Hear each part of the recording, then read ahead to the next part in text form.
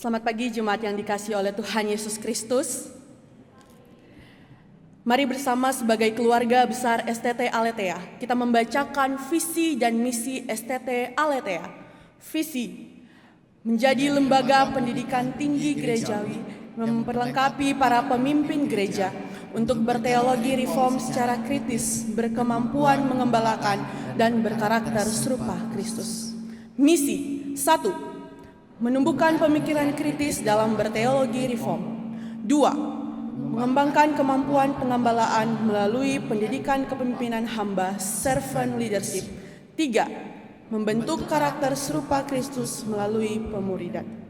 Jemaat yang dikasihi oleh Tuhan, dalam Mazmur 148 ayat 1 hingga 5 menyatakan, Haleluya, pujilah Tuhan di sorga, pujilah Dia di tempat tinggi, pujilah Dia hai segala malaikatnya, pujilah Dia hai segala tentaranya, pujilah Dia hai matahari dan bulan, pujilah Dia hai segala bintang terang, pujilah Dia hai segala langit yang mengatasi segala langit, hai air yang ada di atas langit.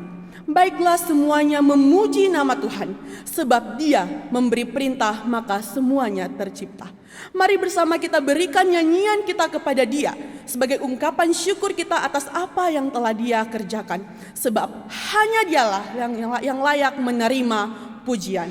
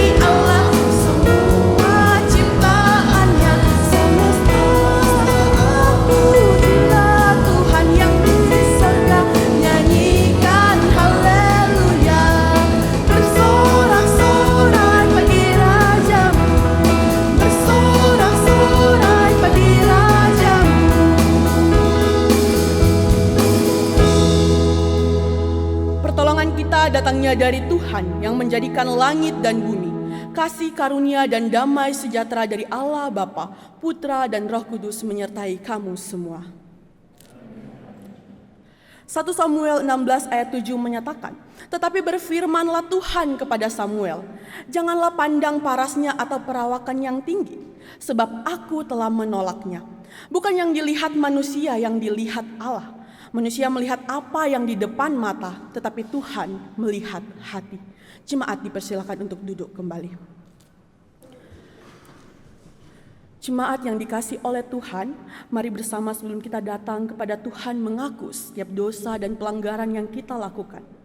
Kita kembali mengingat akan kasih yang sudah Yesus berikan melalui pengorbanannya di kayu salib. Ia sendiri yang telah menanggung dan melunasi semua hutang dosa kita. Sekarang Yesus melihat setiap hati kita yang sungguh-sungguh datang kepadanya. Dan biarlah melalui lagu Yesus Bayar Semua mengingatkan kita akan apa yang sudah Yesus lakukan dalam kehidupan kita, dan kita mau berkomitmen untuk hidup baginya.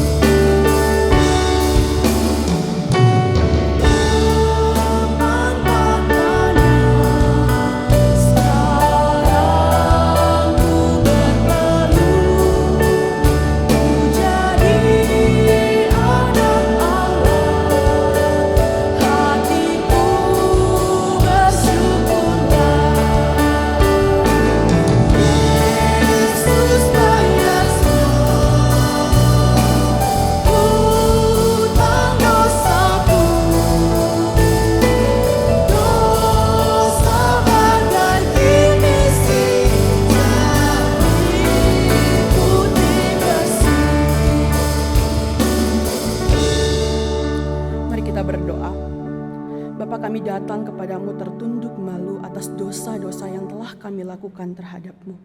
Kami menyadari bahwa di dalam pikiran kami seringkali kami memikirkan hal-hal yang jahat. Dalam tindakan kami juga melakukan hal-hal yang mendukakan hati Tuhan dan juga sesama kami. Ampuni kami ya Tuhan atas dosa-dosa yang sudah kami lakukan.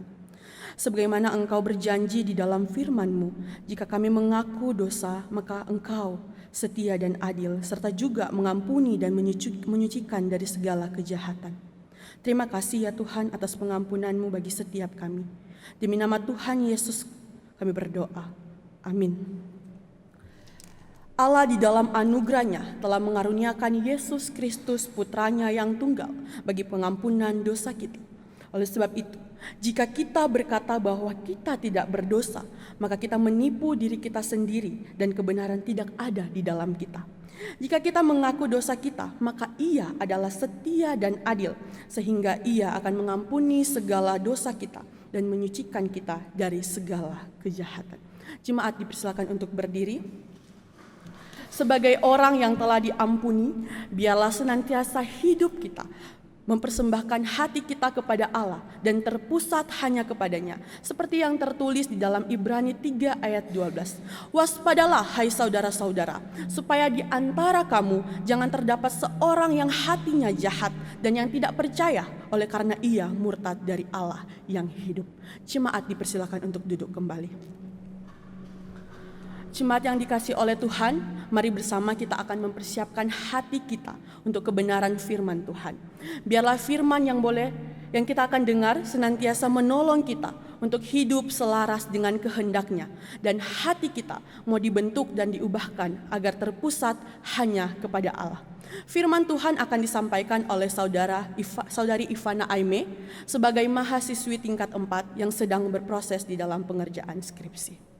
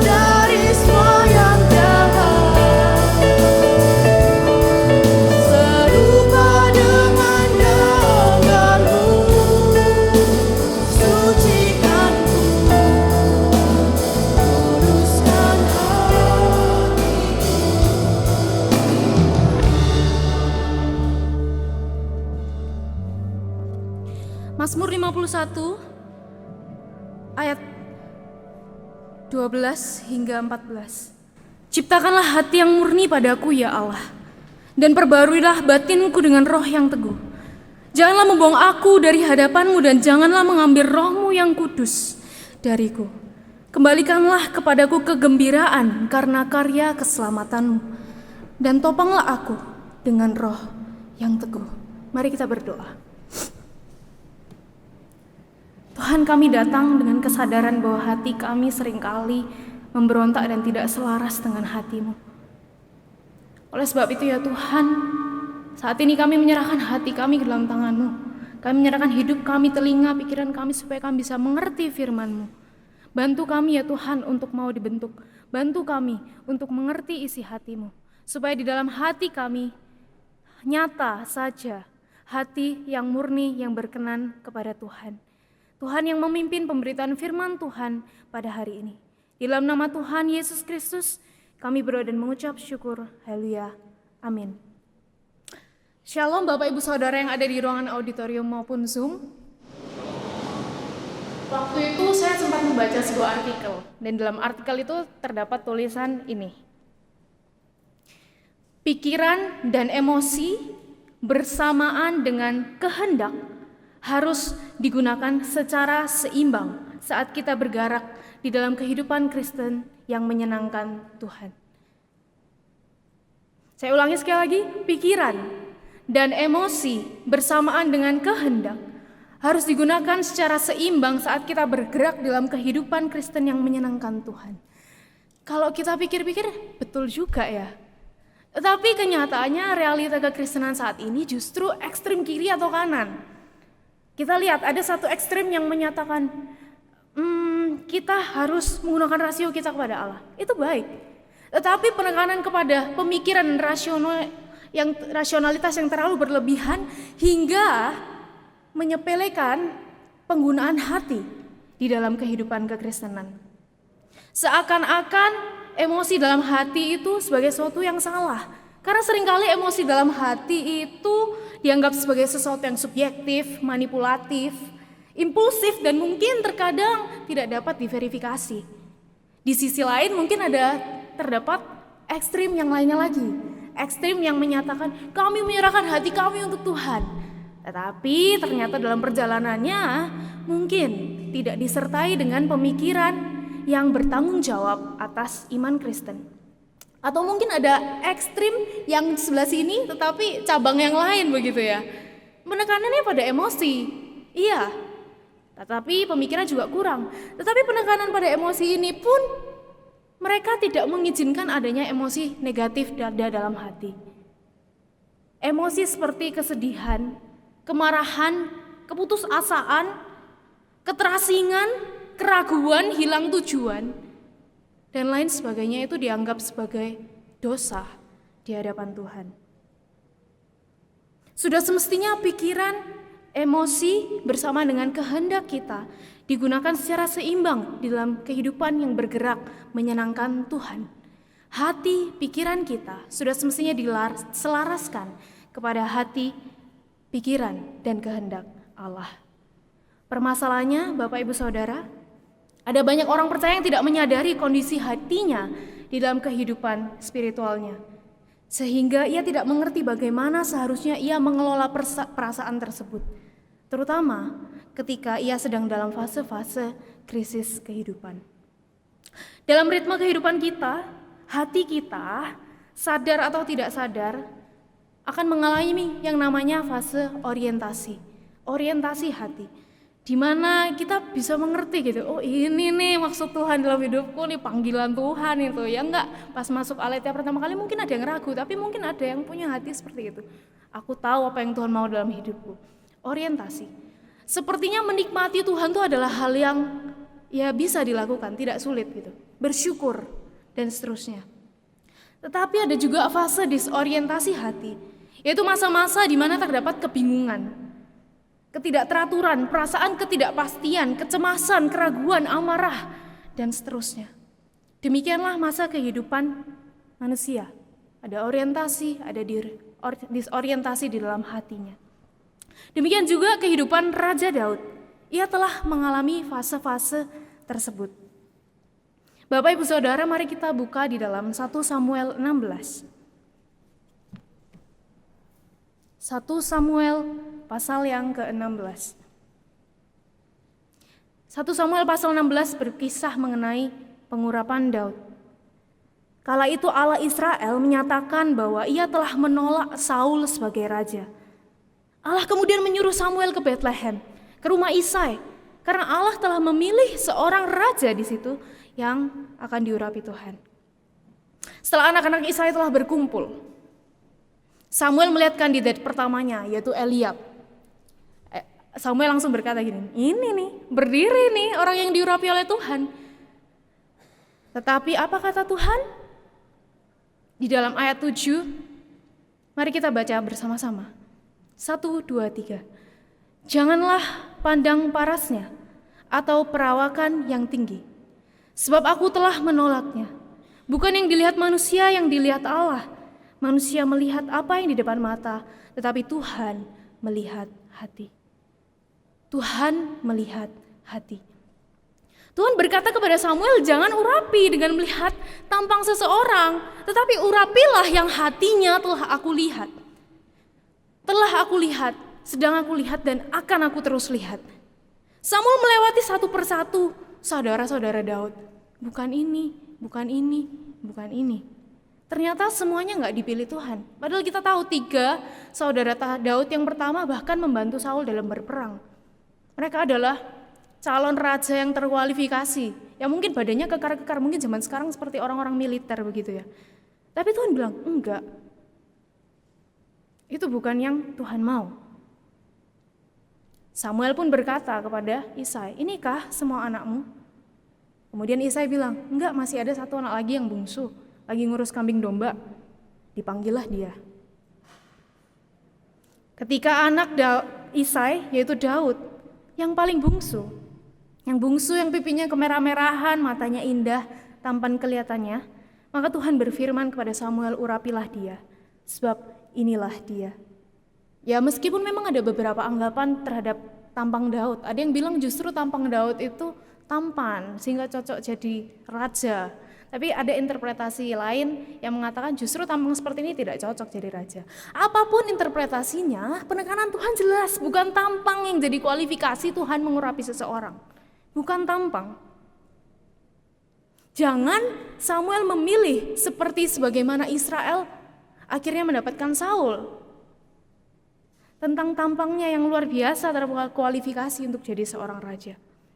Tidak seperti itu. Satu-satunya kualifikasi kenapa Daud diurapi oleh Allah, itu adalah karena Allah sendiri yang telah memilihnya dan Allah sendiri yang melihat hatinya. Allah sendiri yang melihat hatinya dan mau membentuk hatinya terus-menerus. Dikatakan dalam ayat 13,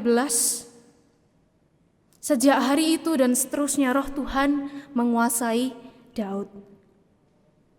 Tapi di dalam ayat 14 dikatakan roh Tuhan telah menyingkir dari Saul. Ia tersiksa oleh roh yang menyusahkan dari Tuhan. Sebenarnya hal ini adalah 2 kisah yang berbeda, tetapi penulis menaruhnya beriringan supaya terlihat kontras bahwa roh Allah beserta dengan orang yang diurapi Allah, yang terhadap hatinya Allah berkenan. Dan ini pun terlihat dalam fase-fase kehidupan setelah pengurapan Daud. Di gambar selanjutnya, Daud membunuh Goliat. Ia bisa menyatakan, siapa kamu? Berani-beraninya menghina Allah, Tuhan semesta alam. Dia punya iman yang teguh. Terus kemudian dia juga masuk ke dalam daerah kerajaan untuk melayani Saul. Itu tanda-tanda yang kayak, oh ini loh diurapi Tuhan, menang lawan Goliat, terus masuk ke kerajaan, tanda-tandanya udah kelihatan. Itulah fase orientasi hati. Daud menunjukkan kehidupan yang berkenan bagi Allah. Dan dalam fase ini mudah untuk menikmati Allah, karena hati terarah kepada Allah seorang. Keadaan Daud pada fase orientasi ini sebenarnya membuatnya memiliki makna dan arah hidup yang benar, yang lebih mudah terarah kepada Allah. Gambarannya itu seperti ketika kita main Mobile Legends, itu ada beberapa role ya di dalamnya. Teman-teman pada main ya? Saya pemain juga tapi saya newbie gitu ya. Karena waktu itu pernah trauma main Mobile Legends, sekali main kalah saya langsung uninstall dari HP kayak gitu. Karena saya nggak mahir ya teman-teman. Nah, Daud pada fase ini tuh seperti itu. Ada berbagai role, ada support, tank, fighter, mage, assassin, marksman. Dan misalnya kita memilih seorang assassin ketika kita main Mobile Legends ya. Maka tugas assassin adalah menyelam ke area pertahanan lawan untuk mengeliminasi core team lain. Dan terutama ketika mereka yang lagi ngisi HP, yaitu darahnya supaya penuh kembali. Nah itu tugas assassin tuh, untuk membunuh dan mengeksekusi orang-orang sebanyak mungkin yang lagi ngisi HP-nya. Ini supaya membawa kemenangan bagi tim. Nah ketika sudah masuk dalam medan perang, terus assassin mendapatkan first blood, double kill, triple kill, kayak gitu. Pasti rasanya tuh kayak, ini posisiku, ini memang aku cocok sebagai assassin, kayak gitu, ya enggak? Teman-teman yang main, rekan-rekan di tempat ini, teman-teman, dosen-dosen mungkin ada yang main Mobile Legends, seperti itu, rasanya tuh kita mengerti posisi kita mengerti identitas karakter kita. Jadi hati kita teguh, ini posisi yang paling tepat bagi saya. Demikianlah keadaan hati ketika dalam fase orientasi. Bisa mengerti apa maksud Allah, bisa mengerti identitas dirinya di dalam dunia yang diciptakan oleh Allah. Berbeda dengan fase orientasi hati, Daud pun mengalaminya. Ia mengalaminya selama ia dikejar oleh Raja Saul. Ada banyak mazmur ratapan yang ia sampaikan. Isinya keluh kesah, keputusasaan dan kebingungan. Inilah fase disorientasi hati. Setelah beberapa waktu, semenjak Daud menjadi hamba dari Saul, dia diurapi, tapi tanpa sepengetahuan Saul. Masih rahasia ini, Saul nggak tahu. Ia berperang bagi Saul, jadi hamba Saul, memainkan kecapi bagi Saul. Banyak hal yang Daud tuh lakukan bagi Saul. Kalau bisa dibilang kreditnya Saul juga banyak itu dari Daud gitu. Yang ngalahin Goliat pun bukan Saul gitu, tapi Daud, seperti itu. Tetapi meskipun ada banyak hal yang Daud lakukan bagi Saul, Saul di dalam keirihan hatinya dan di dalam kegelapan hatinya berkali-kali berusaha untuk membunuh Daud. Hal ini cukup menimbulkan teror jiwa yang berat bagi Daud. Meskipun demikian, ia selalu membawa kesedihan itu, keputusasaan itu, semua perasaan emosi negatif itu kepada Allah. Contohnya yang paling jelas dalam Mazmur 142 hingga 143. Di dalam ayat 7 dikatakan, "Jawablah aku dengan segera ya Tuhan, sudah habis semangatku.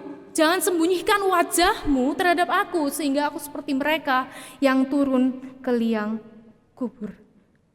Perasaannya tuh seakan-akan Tuhan menyembunyikan wajahnya. Tuhan katanya engkau yang manggil aku jadi raja. Terus sekarang keadaanku seperti ini. Jadi maunya Tuhan itu apa gitu loh.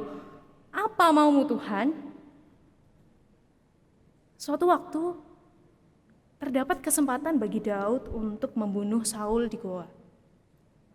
Ketika Daud hendak mendekati Saul, dia sudah memotong jubah Saul sedikit begitu ya. Dan muncullah perasaan gundah gulana.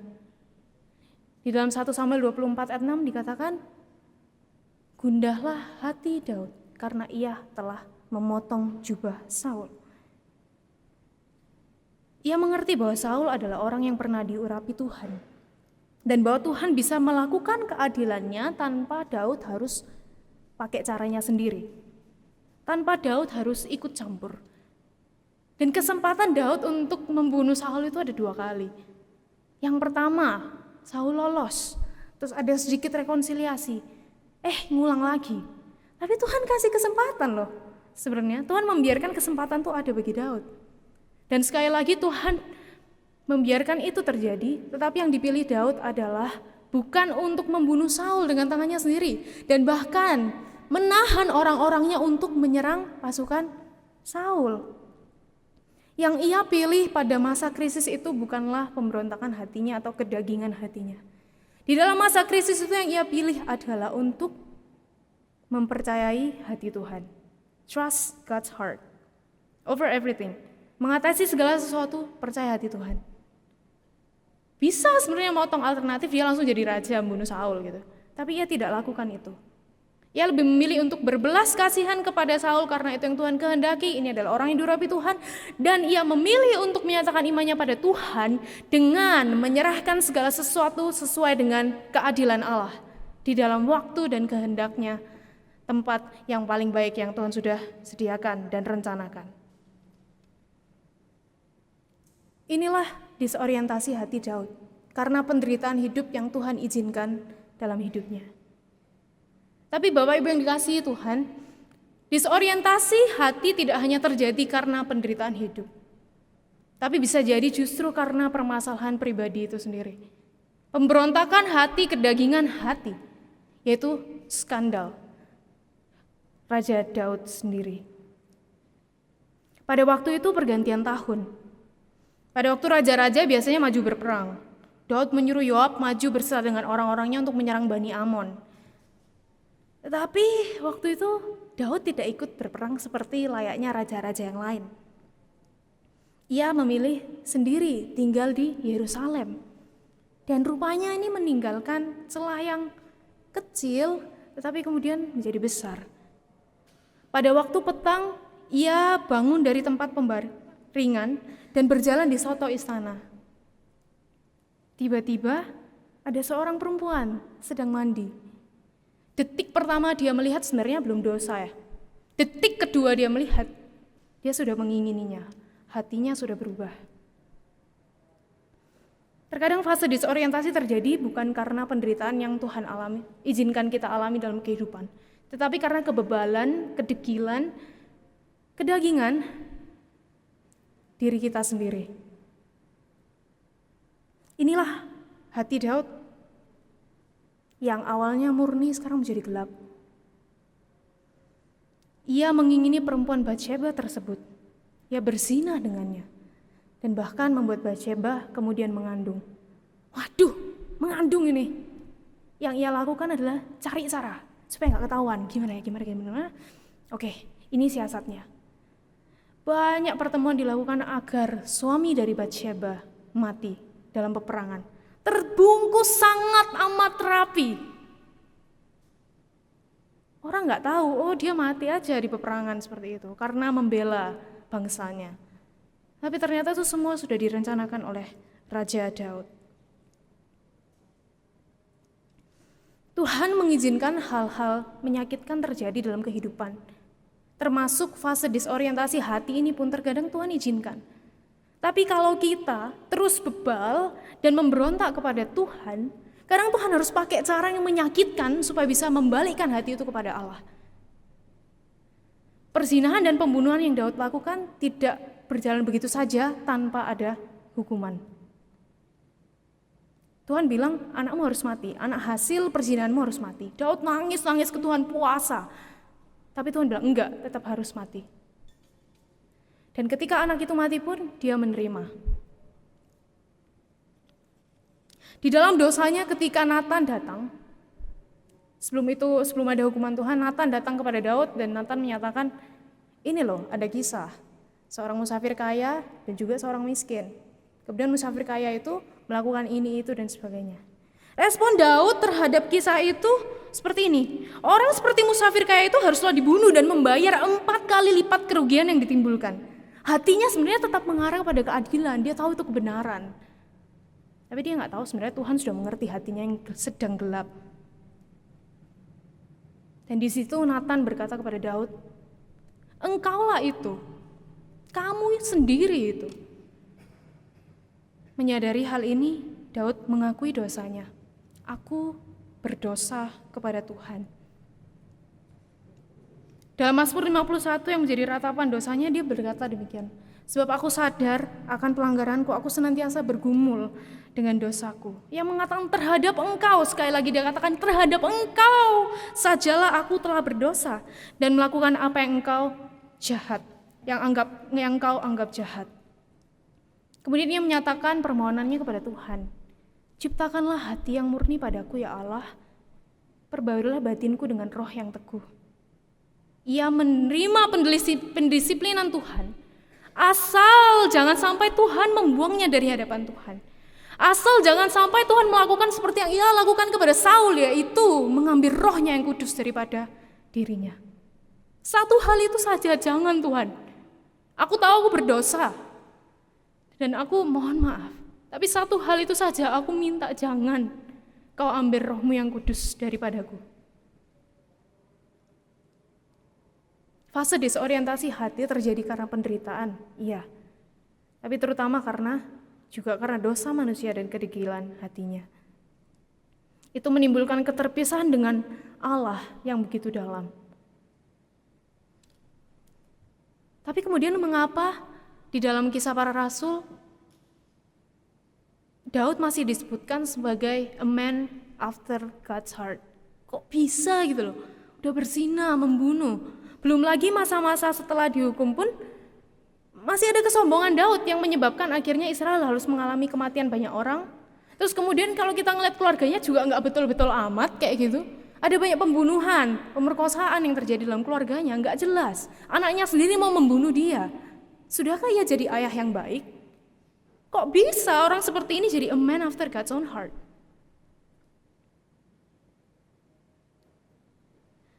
Memang ia pada awalnya mendemonstrasikan hatinya pada Tuhan. Tapi tidak dapat dipungkiri ketika fase disorientasi hatinya gelap dan tidak beraturan, carut marut. Meskipun demikian, ketika Allah menegur dia melalui berbagai hal, ia mau kembali kepada Tuhan. Ia mau bertobat, sadar. Ia memohon pengampunan dan pimpinan Tuhan. Ia minta Tuhan ciptakan hati yang murni dalam hatiku. Dan itu semua hanya karena anugerah Tuhan. Fase disorientasi hati ini, kalau kita mengambil penggambaran Walter Brueggemann, ia menyatakan adalah fase di mana jiwa kita tuh masuk ke dalam lubang yang dalam. Bahkan kalau pemazmur penggambarannya itu seperti liang kubur. Boleh di next gambarnya? Ada gambar ini ya, kita lihat seperti di dalam kedalaman yang paling dalam, masuk ke dalam lubang. Kalau dalam bahasa Indonesia dikatakan seperti liang kubur. Kalau kita bayangkan ya, kalau misalnya kita masuk ke dalam liang kubur, ya kalau kita udah mati gitu ya, kita masuk ke liang kubur ya nggak ada rasanya kan. Tapi bagaimana kalau kita lagi hidup seperti ini, masih ada dagingnya, terus kita masuk ke dalam liang kubur, pengap rasanya, kesepian, rasanya dingin. Terus teriak-teriak itu loh, siapa yang dengar? Perasaannya tuh seperti itu. Aku lagi hidup sekarang, tapi seakan-akan aku sedang mati, nggak ada yang mendengar aku. Bahkan Allah yang aku percaya pun seakan-akan sepertinya lagi jauh dengan aku. Di dalam bagian fase orientasi hati ini, dibutuhkan iman. Iman kalau meskipun kadang diriku mungkin terasa jauh dengan Tuhan, ya mungkin karena kesalahanku sendiri. Tapi aku tetap memilih untuk percaya pada karakter Allah. Kasih, keadilan, dan setia. Demikian dalam kehidupan kita masa kini mungkin ada fase disorientasi hati tertentu. Entah mungkin kita sedang dekat-dekatnya dengan orang yang kita kasihi, dengan keluarga kita mungkin, atau siapa, kerabat kita. Tapi kemudian dalam sekejap fase orientasi hati itu hilang, karena ternyata Tuhan memanggil mereka. Ada pertanyaan yang berkecamuk dalam hati, Tuhan kenapa ini terjadi? Katanya begini, begitu. Tapi kenapa kau biarkan ini terjadi? Coba kalau ini gak terjadi kan aku tidak akan dalam fase yang seperti ini. Atau mungkin ada berbagai hal yang kita sudah perjuangkan tetapi Tuhan maunya lain. Itu bisa menimbulkan fase disorientasi yang sangat hebat. Tetapi terutama ketika kita berdosa. Berbahagialah yang mengakui dosa. Tetapi meskipun sudah mengakui dosa tidak dapat dipungkiri. Ada rasa jauh dengan Allah. Mau minta tolong Tuhan rasanya kayak aduh udah berdosa kayak gini mau minta tolong Tuhan gimana caranya? Kita yang berdosa, berlumuran dosa bertemu dengan Allah yang suci itu loh bagaimana? Pasti muncul perasaan seperti itu. Kehidupan Daud setelah kejatuhannya dalam dosa memang tidak lebih baik. Meskipun demikian Allah tidak melupakan perjanjiannya. Allah mengaruniakan Salomo yang akan menjadi penerusnya. Sebelum meninggal Daud memberikan pesan kepada Salomo untuk hidup menurut jalan Tuhan. Masih sempat sebelum ia meninggal ia ngasih pesan-pesan terakhir ke Salomo. Dan Salomo akan berhasil, kata Tuhan, dalam segala yang dilakukan. Pokoknya dia mengikuti segala perintah Tuhan dan segala keturunan Daud juga mengikuti perintah Tuhan. Di dalam fase new orientasi ini, reorientasi kembali. Secara kasat mata mungkin kehidupan Daud tidak membaik gitu ya. Masa kejayaannya sudah bubar gitu. Tetapi di dalam Tuhan ada pembaruan perjanjian dan Daud bisa mengucap syukur atas itu. Melalui keturunan Daud inilah Salomo kemudian jadi raja yang berkontribusi banyak. Tapi ternyata dia juga gagal. Dan kalau kita lihat lebih jauh, ternyata melalui keturunan Daud inilah ada keturunan ilahi, yaitu Yesus Kristus sendiri. Hidup Daud memang tidak lebih baik, tapi karena hatinya terus diselaraskan kepada Allah, di dalam keturunannya Tuhan izinkan lahir yang dinanti-nantikan, yaitu Sang Juru Selamat, Yesus Kristus sendiri. Gambarannya fase orientasi hati yang baru itu seperti ini. Kadang kita mengalami fase orientasi, terus kemudian hati kita mengalami disorientasi, tapi kemudian ada reorientasi lagi. Terus kemudian mulai stabil tuh, tapi ternyata ada masalah lagi, membuat hati kita disorientasi dan seterusnya. Dan next, hal itu mungkin terjadi kayak gitu terus sampai akhir hidup kita. Setiap orang punya proses-proses yang berbeda. Next. Dan mungkin gambaran besarnya seperti ini, kita tidak tahu. Karena setiap orang punya proses yang berbeda. Tapi yang pasti di dalam fase orientasi, disorientasi maupun reorientasi hati, kita perlu untuk selalu mengarahkan hati kita pada Tuhan. Terutama pada fase disorientasi. Kita perlu untuk mengingat bahwa dalam Tuhan ada pengharapan. Asal kita mau terus mengelola hati ini kepada Tuhan. Gambarannya itu ya seperti seorang pembuat jam mekanis. Pembuat jam mekanis itu detail ya, Bapak Ibu Saudara, detail sekali, bukan seperti jam sekarang yang mungkin dijual murahan 50.000 terus rusak kayak gitu, bukan. Jam mekanis dalamnya tuh ada banyak komponennya dan salah satunya ada bagian balance wheel. Balance wheel itu adalah bagian roda keseimbangan, itu tujuannya untuk mengatur supaya detik jarum jamnya itu bisa akurat. Dalam bagian balance wheel-nya biasanya terdapat tanda positif dan negatif. Yang positif itu menunjukkan jam bergerak semakin cepat dan negatif semakin lambat. Nah, di dalam jam mekanis ini tidak perlu baterai. Kenapa? Karena mereka sudah dirancang sedemikian rupa supaya bisa berjalan. Dan itu bisa melakukan pengaturan kembali dan kalibrasi kembali setiap ada perubahan akurasi. Demikianlah seperti jam mekanis yang memiliki roda keseimbangan untuk bisa melakukan kalibrasi kembali secara terus-menerus. Demikianlah sebenarnya Roh Allah tinggal dalam kita untuk mengkalibrasi hati kita dari waktu ke waktu. Musim yang baik maupun musim yang buruk sekalipun. Bapak Ibu Saudara, izinkan saya untuk mengambil sebuah gitar dan mencoba memainkannya di sini sebentar.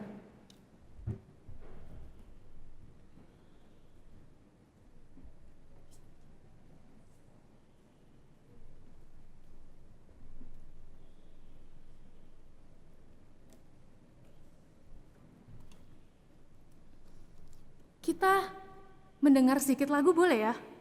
Saya minta waktunya sedikit. Indah ya? Pulihkan, pulihkan. Suaranya murni ya? Tapi kemudian fase disorientasi mungkin ada dalam hidup kita seperti ini. Masih sama kok, gak perlulah dicek hatinya. Gak perlulah. Pulihkan, pulihkan. Masih gak apa-apa, kelihatannya cuma perubahannya sedikit. Perubahan-perubahan halus dalam hati, udahlah. Yang awalnya jujur, tiba-tiba mulai kayak aduh sombong, bohong dikit lah. Yang awalnya mungkin rajin, tiba-tiba malas dikit lah. Terus kemudian itu berlanjut tanpa dituning kembali. Pulihkan, pulihkan. Bagaimana Bapak Ibu Saudara? Pikir Tuhan terima permainan seperti ini? Tapi kenyataannya anugerahnya nyata dan Tuhan mau memproses keadaan kita yang seperti ini. Ketika kita pertama kali mengenal Tuhan, kita diberikan senar yang baru. Dan tugas kita sekarang adalah untuk merawatnya. Tugas kita adalah untuk mentuning kembali. Supaya bisa seperti apa yang Tuhan kehendaki. Mentuning itu dipikir nggak sakit, sakit. Apalagi kalau senarnya baru sakit. Oh, senarnya kalau baru masih gampang dituning. Tapi kalau udah lama tuh semakin sakit dituning.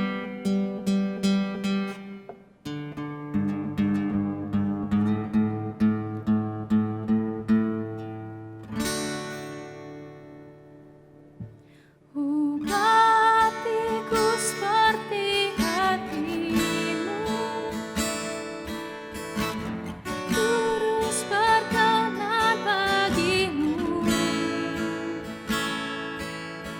bagaikan emas yang murni, bentuk hatiku selalu.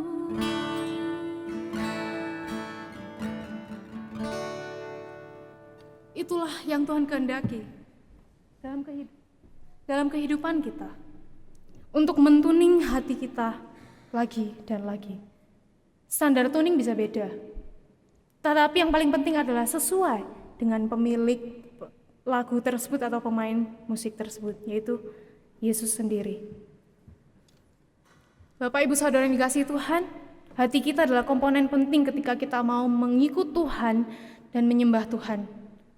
Sayangnya memang hati manusia mudah berubah, terutama di dalam fase disorientasi hati. Oleh sebab itu kita perlu mengelolanya bersama dengan Tuhan. Tuning heart to God, itu berarti pertama, kita mau menyerahkan hati kita kepada Tuhan. Selanjutnya, tuning heart to God berarti kita mau mengenali titik lemah kita. Yang satu mungkin titik lemahnya adalah duit. Yang satu mungkin titik lemahnya adalah workaholic. Yang satu mungkin titik lemahnya itu suka marah. Yang satu lagi anak Tuhan mungkin titik lemahnya itu sabar, iya, tapi kalah di hawa nafsu. Yang satu mungkin minder sampai maju ke depan tuh gemetar nih. Mau khotbah pelayanan tuh gemetar sampai gitu. Ke toilet berkali-kali. Yang satu mungkin narsismenya tinggi sekali. Sampai-sampai segala sesuatu harus tentang dia. Setiap anak Tuhan punya titik lemahnya masing-masing. Yang penting adalah kita mau terus menyerahkan dan mengelola itu bersama dengan Tuhan. Dan kalau kita memang sudah terlanjur berdosa, segera kembali kepada Tuhan. Sesuai dengan ritme anugerah Allah. Ada nadanya, nada hati Allah. Ritmenya apa? Anugerah Allah. Kalau sudah diampuni, jangan terus legalistik gitu, menghukum diri berlebihan. Tapi kalau sudah diampuni, tahu diri. Jangan menganggap itu anugerah yang murah. Pertanyaannya, apakah kita sudah mengakui dosa kita di hadapan Tuhan? Apakah kita sudah membawa disorientasi hati kita itu kepada Tuhan? Yang selanjutnya, kita harus punya kesadaran untuk mentuning kembali hati. Seperti seorang Daud yang bermain kecapi, ia tahu kalau ia harus selalu melakukan penyetelan ulang supaya kecapi itu bisa dimainkan dengan baik.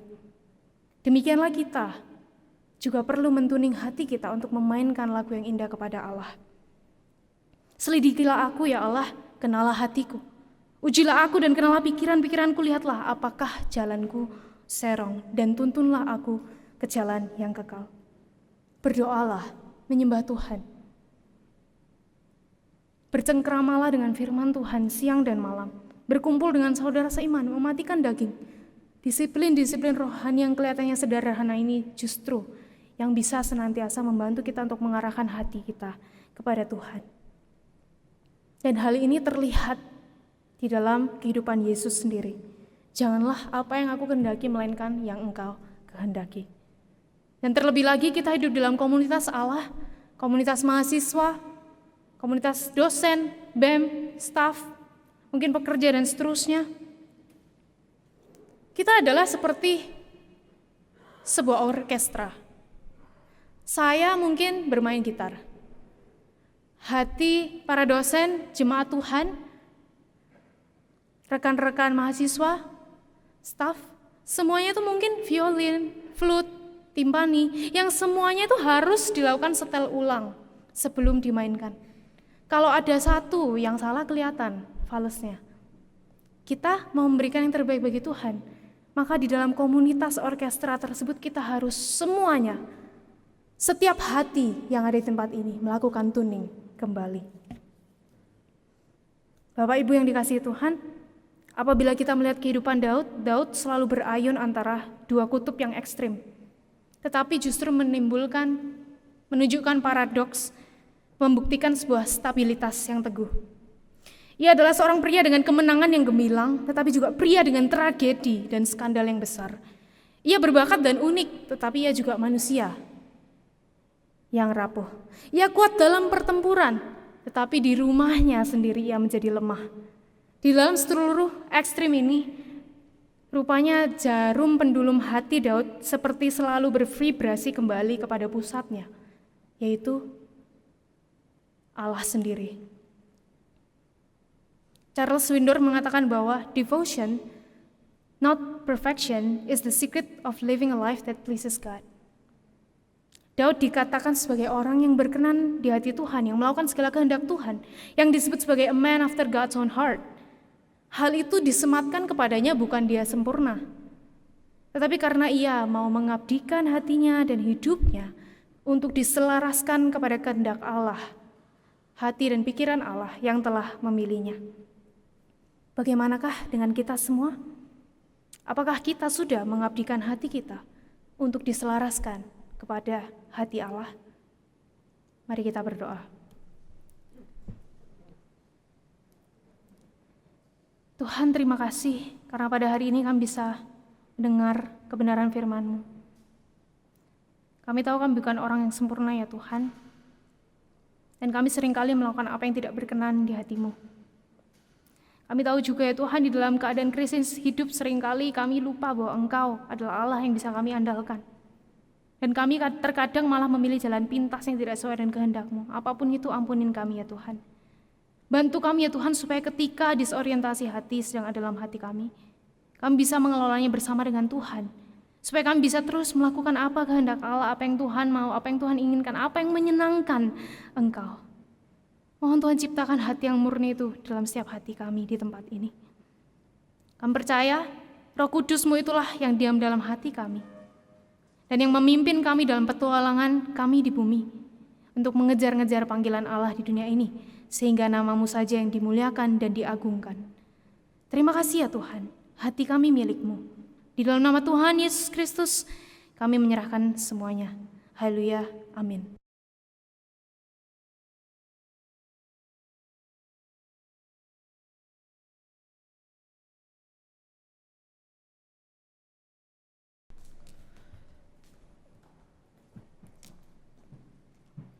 Terima kasih untuk Saudari Ivana Aime yang sudah menyampaikan firman Tuhan. Kiranya Tuhan Yesus memberkati.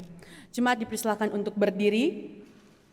Mari bersama-sama sebagai orang percaya kita mengakui pengakuan iman kita seturut dengan pengakuan iman rasuli yang berbunyi demikian. Aku percaya kepada Allah, Bapa yang Maha Kuasa, Khalik langit dan bumi, dan kepada Yesus Kristus anaknya yang tunggal Tuhan kita, yang dikandung dari Roh Kudus, lahir dari yang menderita sengsara di bawah pemerintahan Pontius Pilatus, disalibkan, mati dan dikuburkan, turun ke dalam kerajaan maut. Pada hari yang ketiga, bangkit pula dari antara orang mati, naik ke sorga, duduk di sebelah kanan Allah, Bapa yang Maha Kuasa. Dan dari sana ia akan datang untuk menghakimi orang yang hidup dan yang mati.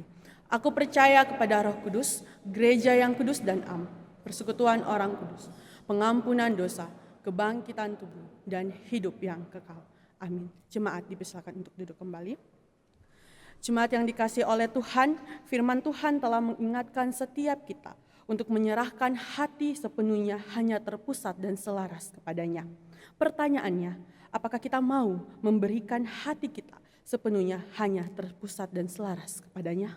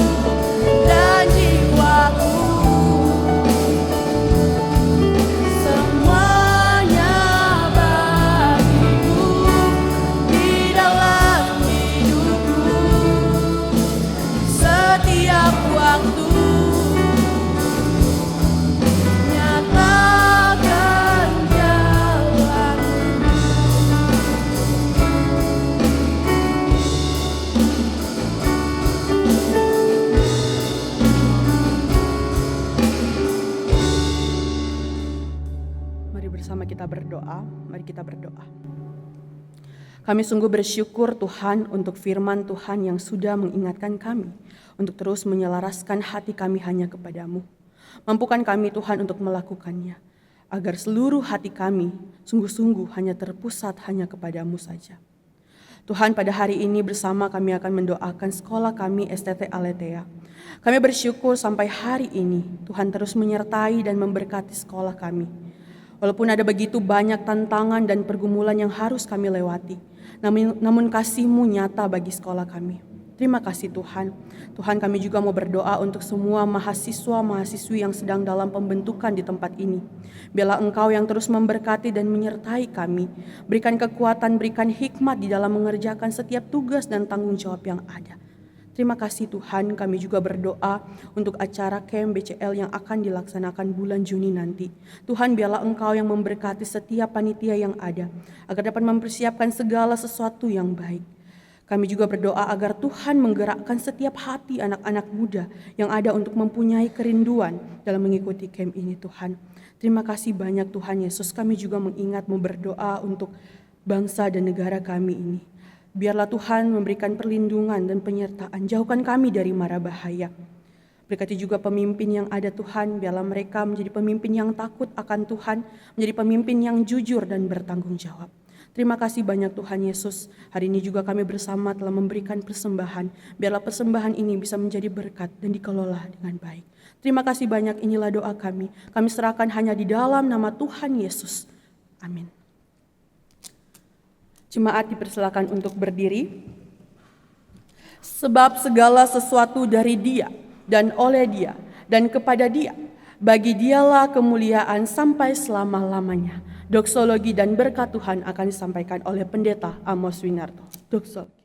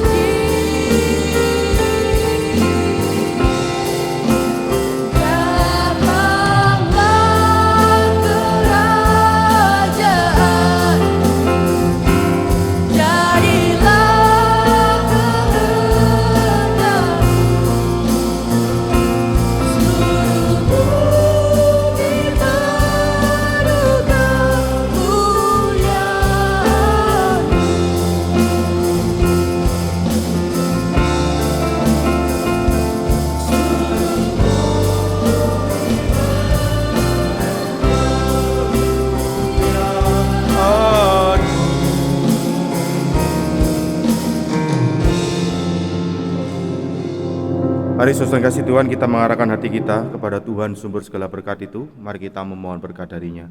Kasih yang ajaib dari Bapa, anugerah yang sempurna dari Tuhan kita Yesus Kristus, damai sejahtera yang melampaui segala akal dari Tuhan Roh Kudus, beserta dengan saudara sekalian. Pulanglah, berikan yang terbaik, berikan hatimu kepada Tuhan, karena Tuhan Allah Tritunggal sudah memberikan terbaik terlebih dahulu kepada kita semua. Amin.